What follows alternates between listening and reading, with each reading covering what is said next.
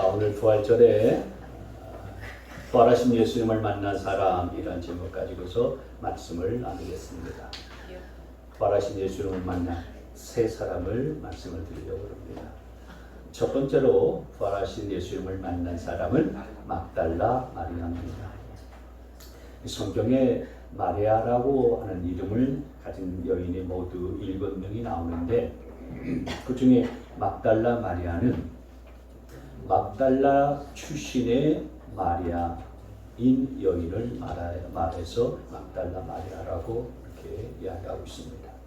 이 막달라는 곳이 갈릴리 호수 서쪽 편에 있는 도시 이름이거든요. 그러니까 막달라가 성도 아니고 이름도 아니고 이것은 지역 이름이에요. 그래서 막달라라고 하는 도시 출신의 마리아, 그게 막달라 마리아입니다. 근데 과거에 막달라 마리아는 귀신 들린 여인이었어요. 그래서 주님께서 귀신을 쫓아내 주시고 고쳐 주셔서 그때로부터 주님 가까이에서 주님을 섬기겠다.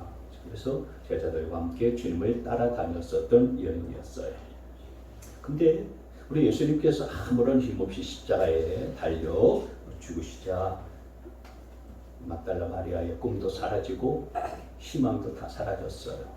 주님이 돌아가시니까 사는 게 아니었어요.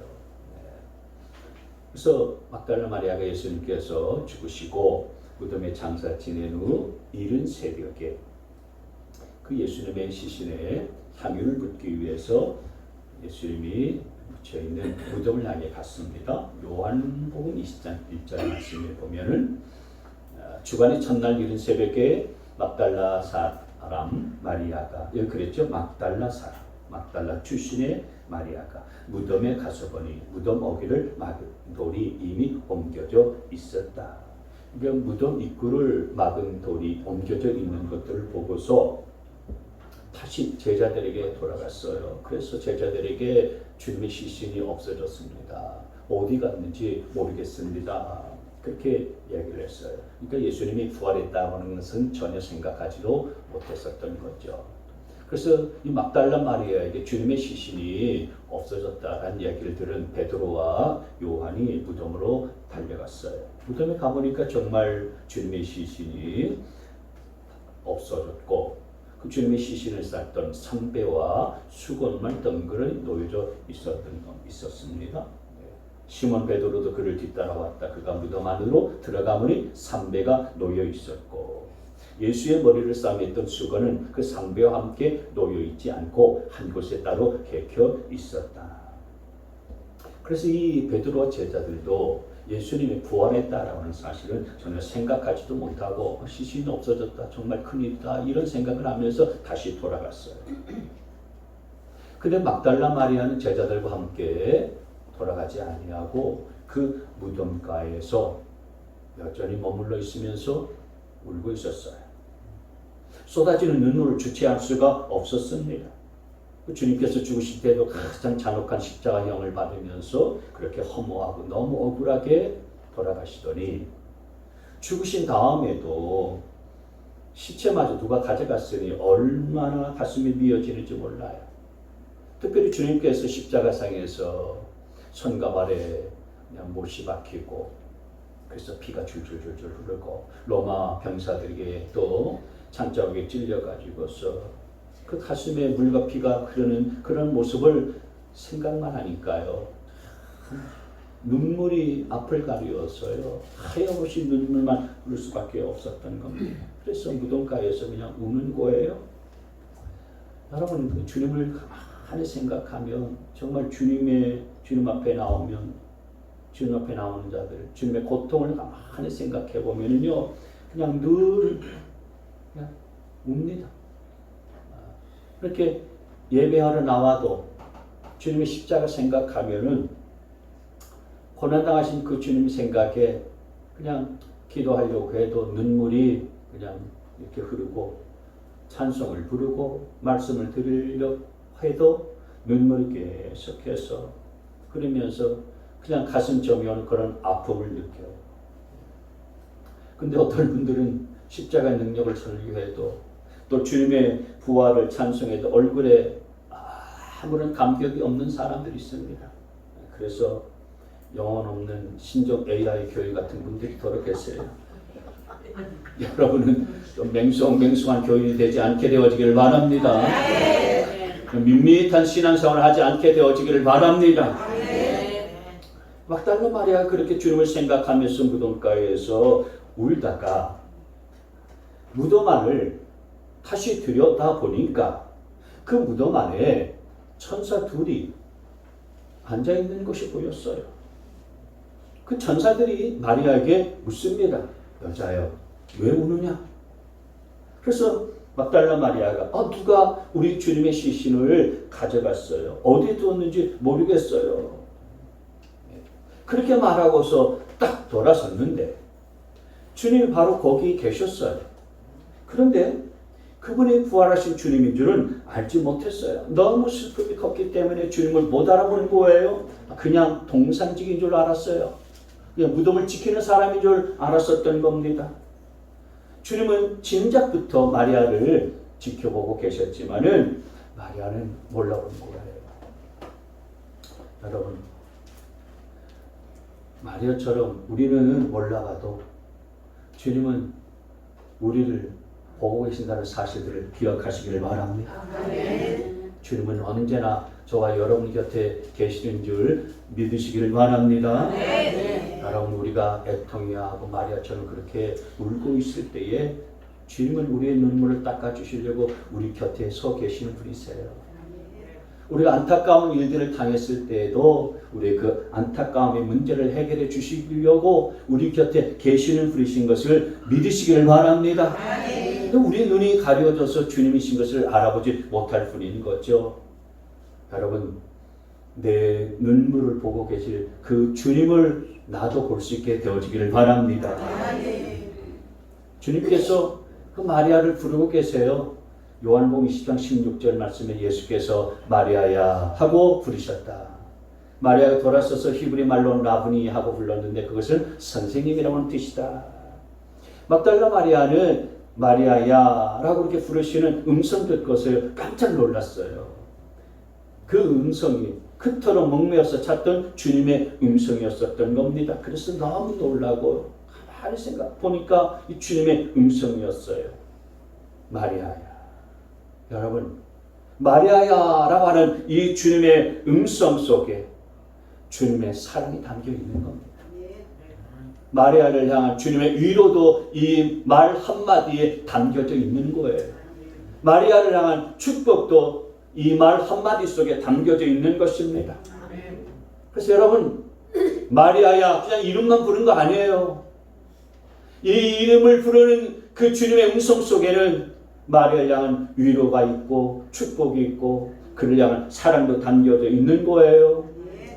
그래서 마리아는 마리아야 라고 주님께서 이 한마디 들려주시는 그 음성 앞에서 모든 슬픔이 다 녹아졌어요. 모든 두려움과 불안과 근심 걱정들 다 사라졌어요. 그래서 지금까지 이제껏 가졌던 슬픔보다도 더 큰 기쁨이 가슴속에 가득 밀려왔어요. 여러분, 신약 성경에 많은 사람이 등장하지만 주님께서 이렇게 직접 이름을 불러주는 사람은 그렇게 많지 않아요. 더군다나 그 헌신과 사랑에 감동한 나머지 주님께서 거의 무의식적으로 이름을 불러준 경우는요 별로 없습니다. 수제자 베드로도 그렇게 불러본 적도 없었고요. 제자들 중에 가장 사랑했었던 제자가 요한인데 요한도 그렇게 부르지 않으셨어요. 어떤 친척이나 어떤 형제들의 이름도 주님께서 이렇게 다정하게 부르신 적이 없는데 막달라 마리아는 그렇게 불렀어요. 여러분, 오늘 주님께서 저와 여러분을 부르시는 음성을 들을 수 있게 되어지기를 바랍니다. 물론 주님의 음성이 사람의 육성처럼 그렇게 우리 귀에 들리는 것은 아니지요. 그러나 우리의 가슴으로 주님께서 우리를 부르시는 음성이 있어요. 아무개야. 이렇게 주님께서 가슴으로 우리에게 올려주시고 들려주시는 이 음성을 오늘 이 예배 가운데 여러분 들을 수 있게 되어지기를 바랍니다. 그 주님의 음성을 들으면 세상의 모든 문제들 한순간 다 녹듯이 사라지고 풀려지고 해결되지 않습니까? 주님이 정말 살아계시는구나. 주님이 내 근심 걱정, 영적인 문제, 육신적인 문제, 그리고 자녀들의 문제, 창업의 문제, 모든 것까지도 주님께서 다 아시겠지? 그 한마디 내가 듣게 되어지면요, 갖가지 인생의 모든 문제들이 다 해결되어지는 은혜의 역사가 임하게 되어질 줄 믿습니다. 그러니 여러분이 오늘 예배 가운데에서 주님의 음성을 들을 수 있게 되어지길 주의 이름으로 축원합니다. 자이야. 여러분, 그 음성 들어본 적 있으십니까? 저는 들어본 적 있어요.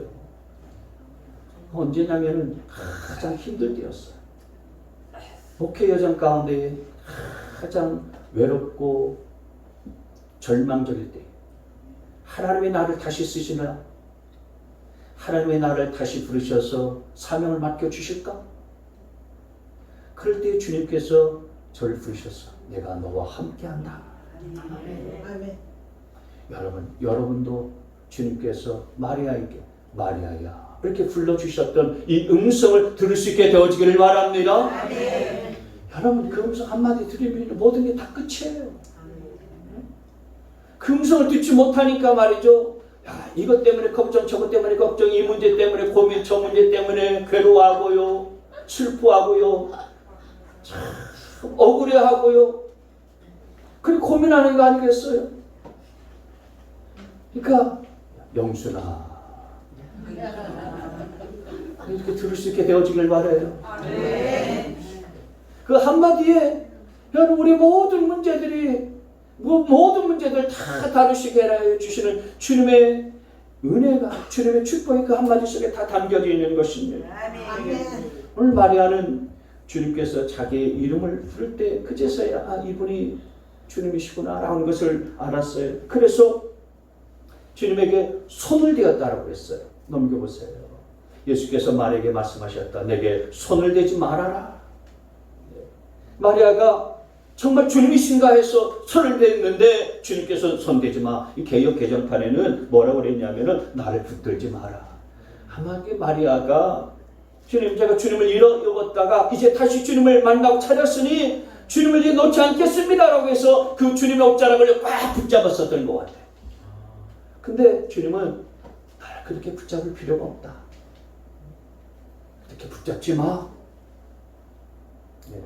왜냐하면 나는 하늘로 다시 올라가서 다시 너희들에게 와서 성령으로 너희에게 와서 너희 안에 거한다.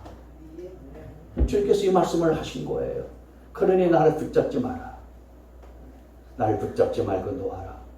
내가 다시 하늘로 승천해서 올라간 다음 성령을 너에게 보내주고 성령께서 너에게 매 순간 살아있는 나를 실감하게 만들어 줄 것이고 그리고 매 순간순간마다 너희와 함께 살 테니까 나를 붙잡지 않아도 된다. 여러분, 오늘 막달라 마리아는 그렇게 부활하신 주님을 만났어요. 그래서 흐르던 눈물들을 다 사라지고요. 모든 슬픔이 다 사라지고 큰 기쁨이 넘쳤습니다. 마태복음 28장 8절 말씀에 그 여자들이 무서운가 큰 기쁨으로 빨리 무덤을 떠나 제자들에게 알리려고 다름질했어요. 부활하신 예수님을 딱 만나고 난 다음에 그냥 천천히 걸어갈 수가 없었던 거예요.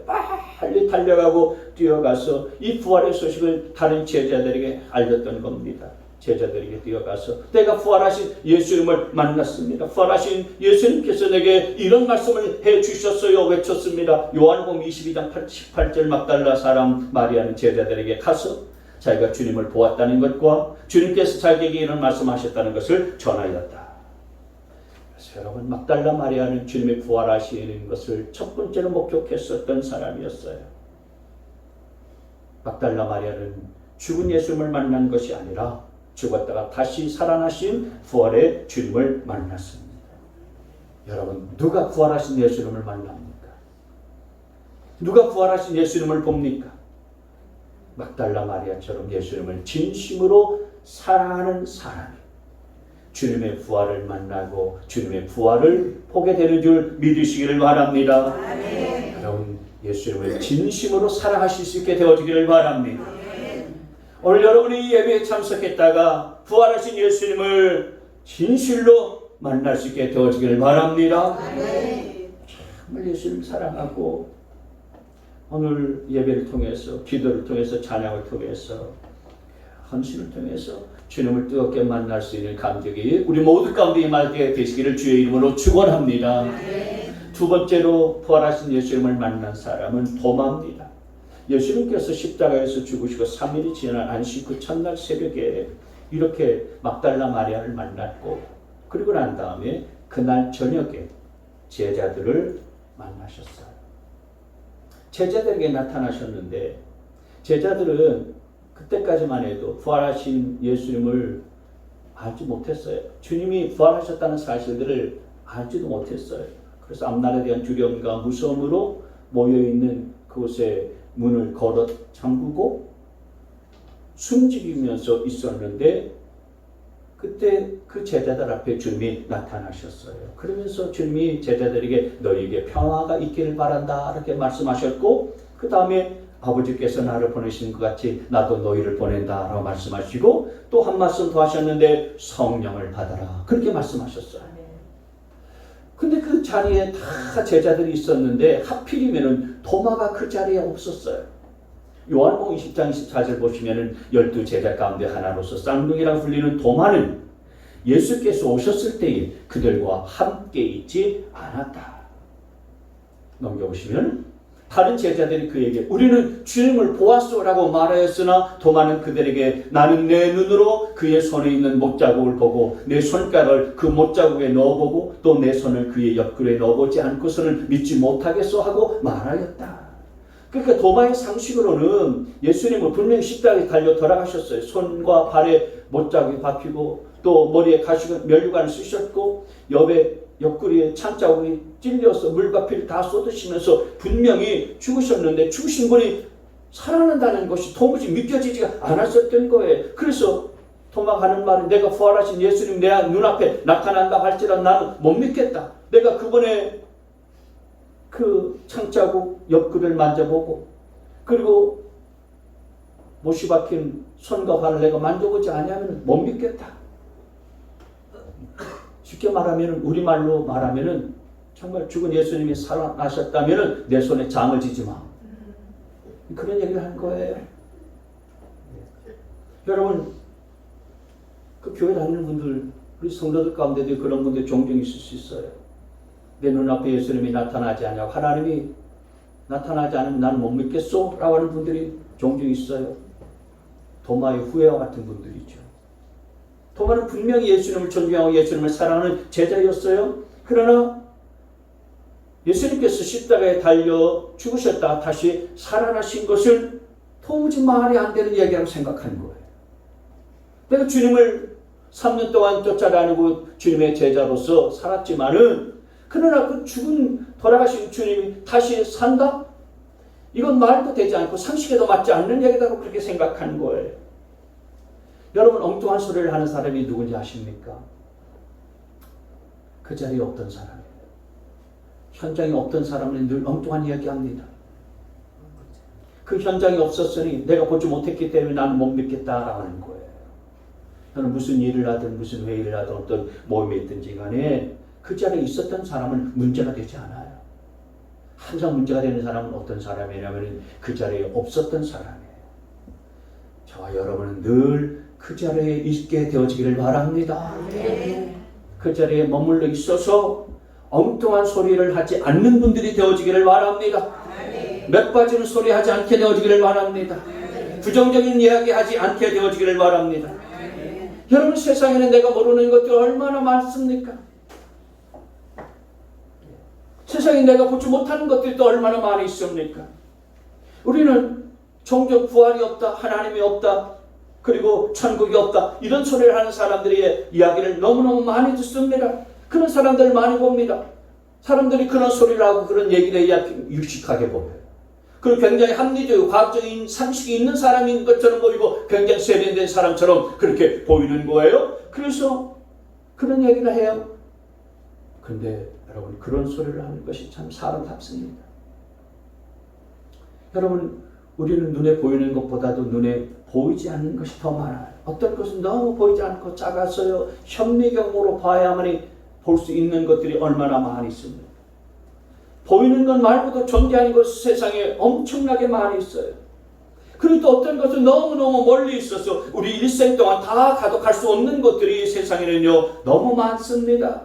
여러분, 우리가 지구 저 끝에 있는 곳, 그것도 잘 모르고 있는데 온 천지 만물, 지구의 수천 수만 배가 된 온 우주 만물을 창조하신 이 모든 것들, 우주 만물의 모든 것들, 여러분 우리가 어떻게 다 알 수 있겠습니까? 세상 일도 그렇거를 하물며 우리가 하나님에 대한 것들을 어떻게 쉽게 말할 수가 있겠습니까? 여러분, 우리가 믿는 하나님 어떤 분이십니까? 우리가 왜 부활을 못 믿습니까? 그분은 죽은 자를 살리실 뿐만 아니라 그보다 더 큰 일도 하시는 분이십니다. 하나님은 아무것도 없는데 무에서부터 유를 만드시고 창조하신 분이신데, 여러분, 죽은 자를 살리시는 일들을 못할 게 뭐가 있겠습니까? 인간을 만드신 분이 죽음에서 다시 살리시지 못하시겠습니까?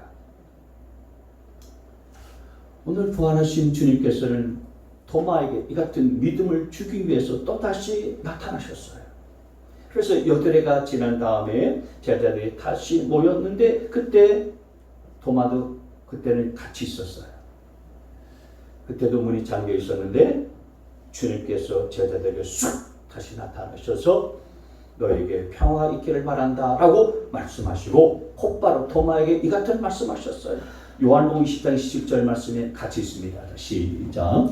그리고 나서 도마에게 말씀하셨다. 네 손가락을 이리 내밀어서 내 손을 만져보고 내 손을 내 옆구리에 넣어보아라. 그래서 의심을 떨쳐버리고 믿음을 가져라. 의심을 떨쳐버리고 믿음을 가져라. 개역 개정판에는 뭐라고 되어 있냐면 믿음 없는 자가 되지 말고 믿는 자가 되라. 그렇게 말씀했어요. 도마는 깜짝 놀랐습니다. 왜냐하면 여드레 전에, 그러니까 그 일주일 전에 자기가 한 말을 주님이 다 알고 계셨던 거예요. 도마는 몰랐지만 그때 도마 곁에 주님이 계셨던 겁니다. 그래서 도마가 했던 말을 다 알고 있었던 거예요. 나는 주님께서 정말 내 주님의 그 못자국난 손과 발을 내가 만져보고 창자국에 손을 넣어보지 않고서 내가 못 믿겠다. 그 이야기를 주님은 그때 다 듣고 계셨던 것입니다. 그런데 주님께서 오늘 말씀하시길, 그래, 내가 부활하면은 네가 내 손에 장을 지지겠다고 그랬지? 장 지지야. 주님이 그런 말씀하지 않으셨어요. 네가 그 손으로 내 못자국난 손과 발을 만져보지 않냐고, 그리고 창자국난 옆구리를 만져보지 못하겠다고 했지? 그 손 내밀어 봐라. 손모가지 그냥 부러뜨려 버리기는. 주님이 그렇게 말씀하지 않으시고요. 주님이 정말 이 도마에게 의심 많았었던 이 도마에게 자비로운 음성을 들려주세요. 네 손을 내 옆구리에 넣어보아라.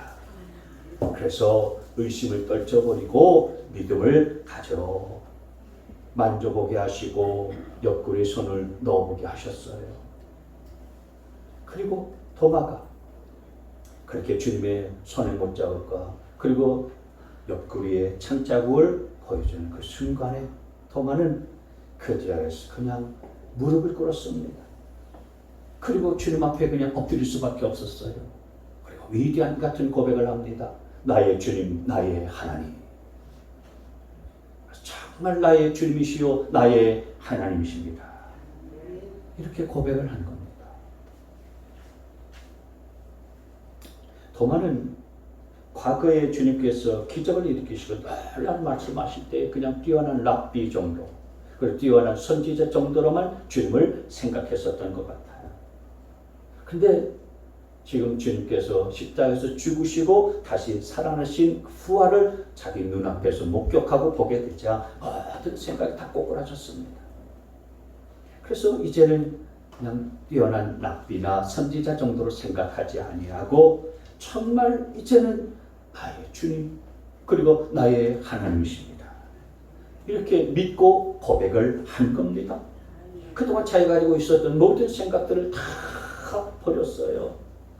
에이, 그거 말도 안 돼. 어떻게 아무리 주님이라고 해도 그렇지 죽으셨던 분이 어떻게 다시 살아나? 그 말도 되지 않는 소리 하지 마. 이런 자기 생각, 자기 고집, 자기 주장 다 버렸어요. 그리고 이제 주님을 자신의 주인으로 그리고 자신의 하나님으로 그렇게 모시고 믿고 고백을 한 겁니다. 이런 고백을 듣고서 주님께서 도마에게 20장 29절 말씀, 너는 나를 보았기 때문에 믿느냐? 나를 보지 않고도 믿는 사람은 복이 있다. 여러분, 주님은 부활하셔서 지금도 살아계시고 우리 곁에 늘 계십니다. 주님은 지금도 살아계셔서 우리의 앉는 것과 일어서는 것과 우리가 생각하는 모든 것들을 다 아십니다. 그리고 주님은 우리가 주님의 부활을 믿는 자가 되기를 원하시는 줄 믿습니다. 여러분, 우리가 신앙생활할 때도요, 정말 지금도 살아계신 그 주님을 바라보고 신앙생활 할 수 있게 되어지기를 바라고, 기도할 때도 그냥 건성으로 기도하지 말고 하나님이 지금도 살아계셔서 주님은 부활하셔서 지금도 살아계셔서 내 기도를 다 들어주신다는 그런 믿음을 갖고서 기도할 수 있게 되어지기를 바랍니다. 반드시 믿는 자에게 응답하시고 역사하시고 은혜를 베풀어 주시리라 믿습니다. 오늘 주님께서는 도마에게 나를 보지 않고도 믿는 사람은 복이 있다, 그렇게 말씀하셨고, 믿음 없는 자가 되지 말고 믿는 자가 되라. 그냥 부탁하신 거 아니에요. 부탁하신 게 아니고 명하신 거예요. 명령을 하신 거예요. 그래서 의심 많았었던 도마는 부활하신 예수님을 그렇게 믿고 주인으로 모신 다음 인생이 완전히 달라졌어요. 여러분, 저와 여러분도 정말 살아계신 예수님을 믿는 것보다 내 인생에 더 큰 희망이 없다는 사실들을 기억하고서 부활하신 예수님, 지금도 살아계신 그 예수님을 마음에 모신다면, 시편 기자가 그런 고백했어요. 저녁에는 울음이 깃들일지라도 아침에는 기쁨이 오리로다. 그 말씀을 실제로 누릴 수 있는 복된 인생이 되어지리라 믿습니다. 세 번째로 부활하신 예수님을 만난 사람 누구냐? 사도 바울입니다. 사도 바울은 아시는 것처럼 유대인으로 태어났어요. 원래 그의 이름은 사울이었죠. 그리고 태어나면서부터 아주 부자인 아버지를 만나서 로마 시민권을 갖고 태어난 일종의 금수저 같은 그런 인생이었어요. 그리고 당대 최고의 학자였었던 가말리엘이라는 사람 밑에서 공부를 했었고, 유대 전통과 율법에 아주 정통했었던 바리새인이었어요. 그런데 그가 예수님을 만나기 전에 사람들이 십자가에 달려 죽은 예수를 하나님의 아들이라고 하면서 그분에게 예배하는 무리들이 있다는 사실을 이야기를 들었어요.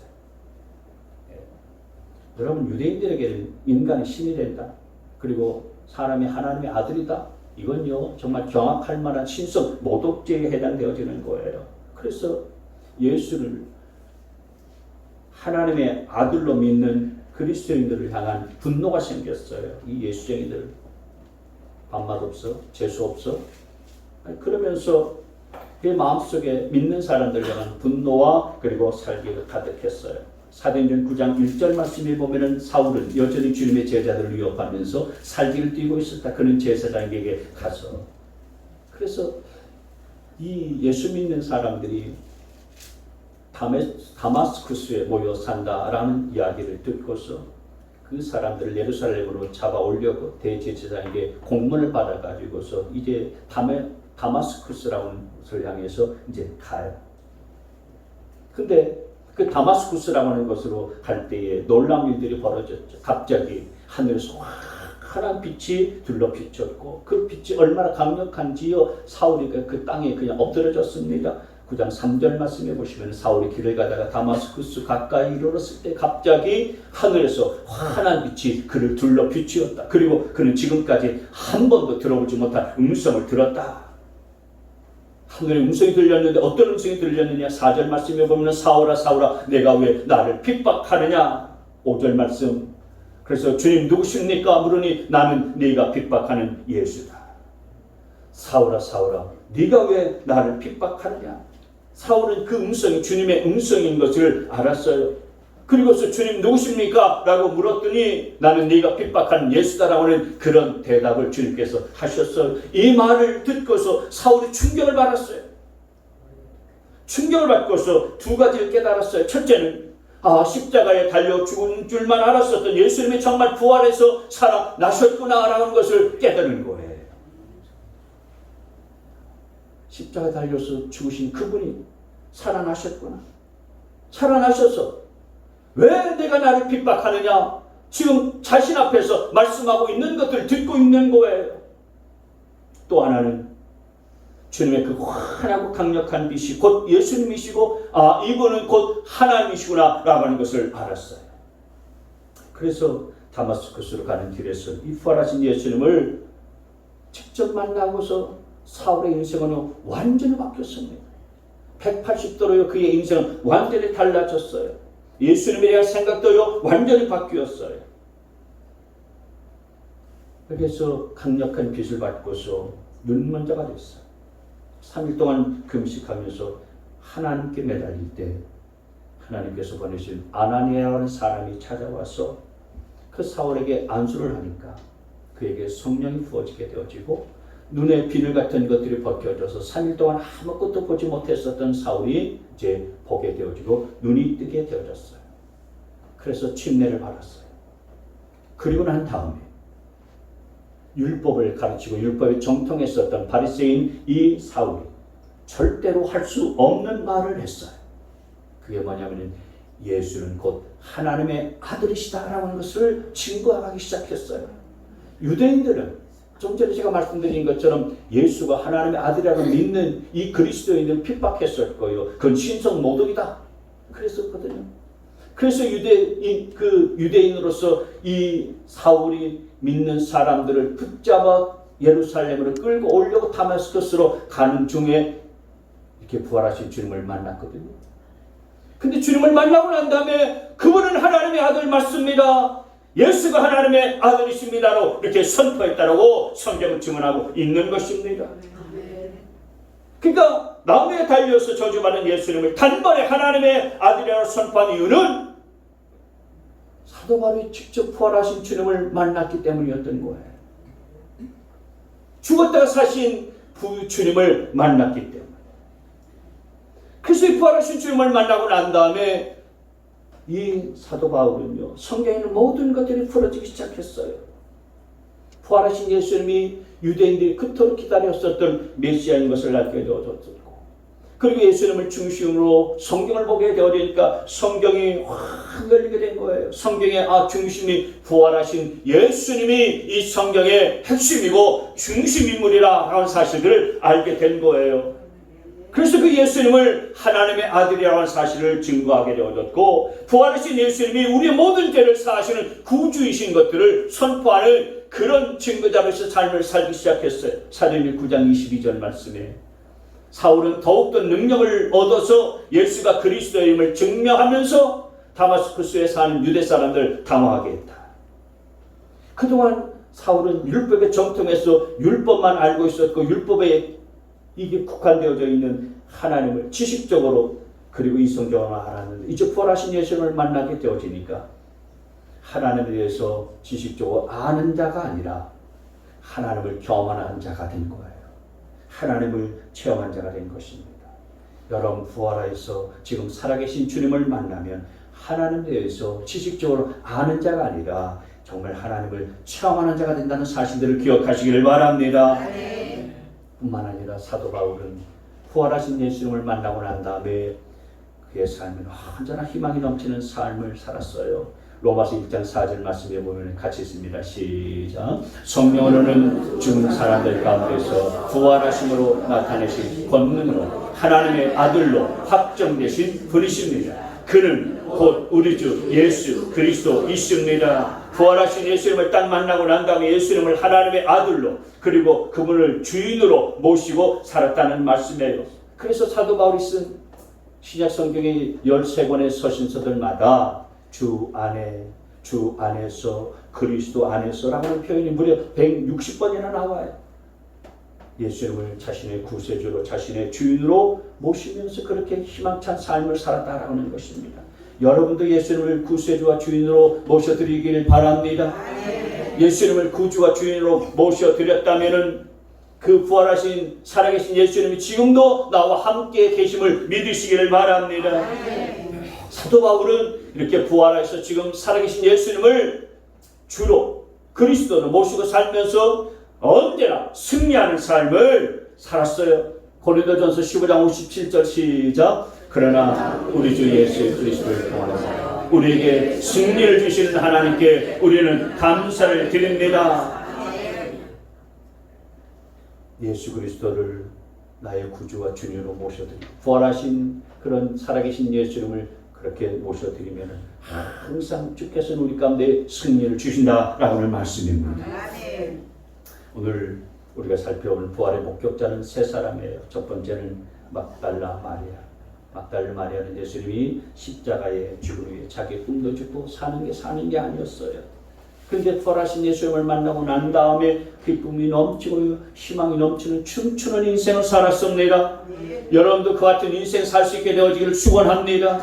두 번째 사람은 도마였어요. 도마는 주님을 보지 않고서 내가 못 믿겠다고 했지만 주님이 부활하신 것을 직접 보고 경험하고 난 이후에는 그는 자신의 남은 인생을 복음을 증가하는 일 가운데 드리면서 인도까지 가서 복음을 증가하는 자로 살았어요.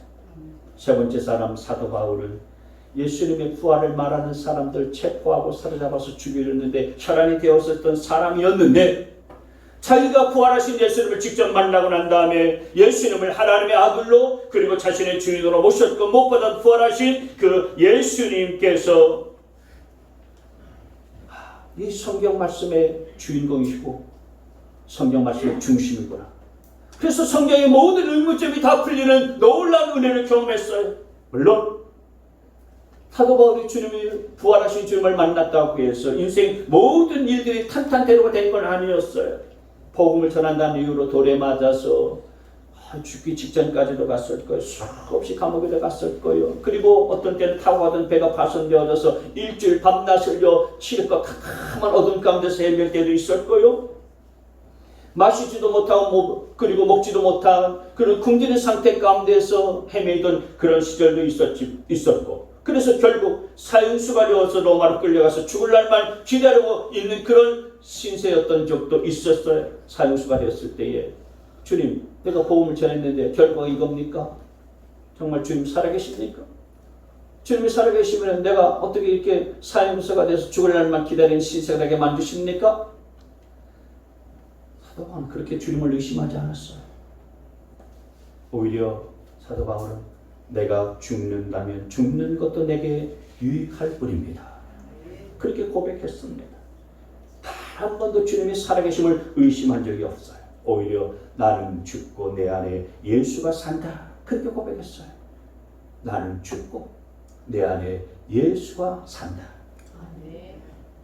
그래서 사도 바울은 사나 죽으나 자기 안에 부활하셔서 살아계신 그런 예수님이 내 안에 머물러 계시니 항상 기뻐하는 삶을 살았고 다른 이들에게도 기뻐하는 삶을 사세요 라고 그렇게 권면하면서 사는 인생이 됐어요. 빌립보서 4장 4절 말씀에 주님 안에서 항상 기뻐하십시오. 다시 말합니다. 기뻐하십시오. 여러분 초대교회 성도들은 그렇게 핍박과 환난을 많이 겪거든. 어떻게 사자에게 사로잡혀 먹혀도 불에 타 죽는 그런 화역 가운데도 어떻게 믿음을 버리지 않았을까요? 그들 안에 부활하여서 살아계신 예수님을 믿었기 때문입니다. 여러분의 삶에 어려움이 있습니까? 부활하여 살아계신 예수님을 믿고 그 예수님 때문에 모든 어려움을 넉넉히 이기는 자가 될 수 있게 되어지기를 바랍니다. 미국의 유명한 팀 켈러라는 목사님이 갑상선암에 걸려서 죽음의 공포가 몰려왔어요. 근데 그때 주님께서 죽음도 정복하시고 이기셨으니 내 질병도 정복될 것이다 라고 하는 그런 믿음을 갖고서 치료에 임했고 그래서 갑상선암이 깨끗하게 치유됐어요. 그러면서 건강하게 20년을 더 살아가는데 코로나 기간 동안에, 지난 코로나 기간 동안에 췌장암이 발견됐어요. 그 코로나 기간 동안에 췌장암이 발견됐으니까 정말 크게 낙심하고 절망할 수밖에 없었어요. 그런데 이 팀 켈러라는 목사님이 이런 말을 했어요. 우리를 향한 하나님의 계획과 뜻은 언제나 선하고 온전하며 우리 앞에 놓인 최종 숙명을 부활입니다. 우리 마음을 부활하신 주님께 두면 언제나 희망을 가질 수 있습니다. 나는 부활하신 예수님을 바라보면 언제나 희망이 솟습니다. 그렇지 않습니까, 여러분? 내가 전 환경이나 상황을 바라보고 나 자신만을 바라보면 우리는 낙심하고 절망할 수밖에 없어요. 그러나 여러분, 내가 아무리 사망의 음침한 골짜기를 다닌다 할지라도 지금 부활해서 살아계신 예수님이 나와 함께 계심을 믿는다면 언제나 우리의 마음속에는 희망이 샘솟게 되리라 믿습니다. 제가 목사된 지 32년 됐어요. 목사 안수 받은 지. 많은 교인들, 많은 성도들 만나요. 만날 때 세상 사람들 만나는 경우는 거의 없어요. 식사할 때도 성도들 만나서, 목사님들 만나서 교제하고 식사하고 그러죠. 3년 넘는 동안에 수많은 성도들 만났습니다. 두 종류더라고요. 한 사람은 삶이 어렵거나 힘들거나 돈이 있거나 없거나 몸이 아프거나 건강하거나 언제나 기쁘게 믿음을 가지고서 날마다 승리하는 삶을 살아가는 거예요. 근데 또 한 사람은 그렇지 않아요. 참 믿다가도 조금만 어려움이 오게 되어지고 조금만 힘든 일이 있으면은요 그만 삐져요. 삐진다고. 목사님, 저 요즘 하나님에게 삐졌어요. 요즘 하나님에게 제가 한번 삐져가지고요 하나님께 불만이 많이 있어. 하나님께 아주 화가 나요. 간도 큽니다. 하나님께 삐질 게 뭐 있습니까? 하나님께 섭섭할 게 뭐가 있습니까?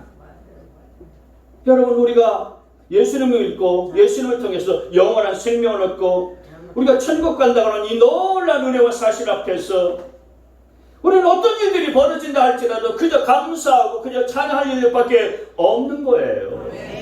뭘 삐집니까? 섭섭하고 뭘 섭섭하고 그렇게 섭섭한 게 뭐가 있습니까? 부활하신 예수님, 지금도 살아계신 예수님, 우리 안에 계신 그분 때문에 여러분 삐지지 않게 되어지길 바랍니다. 부활해서 살아계시고 지금 우리 가운데 계신 그분 때문에 여러분 섭섭해하지 않게 되어지기를 바랍니다. 그분 지금도 살아계세요. 여러분 살아계십니다. 그래서 어떤 일이 있어도 믿음을 가지고 기쁘게 살아가는 사람은요, 그 믿음을 가지고서 기도하니까 기도 응답도 잘 되는 거예요.